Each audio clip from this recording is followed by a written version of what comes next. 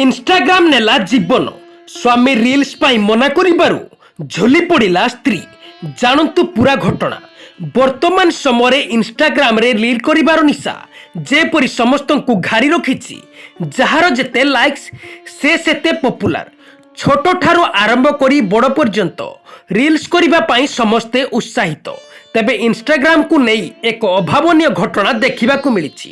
ନୋଇଡାରେ ସ୍ୱାମୀ Instagram ବ୍ୟବହାର କରିବାକୁ ମନା କରିବାରୁ ସ୍ତ୍ରୀ କରିଛି ଆତ୍ମହତ୍ୟା। ତେବେ ଏଭଳି ଘଟଣା ନୋଇଡାର ସଦରପୁର କଲୋନୀରେ ଦେଖିବାକୁ ମିଳିଛି।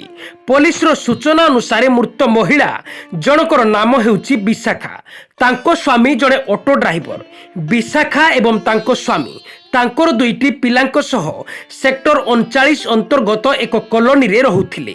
ତେବେ ଗତ ସୋମବାର ଇନଷ୍ଟାଗ୍ରାମ ବ୍ୟବହାରକୁ ନେଇ ଦୁହିଁଙ୍କ ମଧ୍ୟରେ ବେଶ ଯୁକ୍ତିତର୍କ ହୋଇଥିଲା। ଯାହାପରେ ମହିଳା ଜଣକ ଏକ କୋଠରୀରେ ଆତ୍ମହତ୍ୟା କରିଥିଲେ। ପଡ଼ୋଶୀଙ୍କ କହିବା ଅନୁସାରେ ସେ ପୂର୍ବରୁ ଥରେ ମଧ୍ୟ ଆତ୍ମହତ୍ୟା ଉଦ୍ୟମ କରିଥିଲେ, ଯାହା ସେହି ଅଞ୍ଚଳରେ ଚର୍ଚ୍ଚାର ବିଷୟ ହୋଇଛି।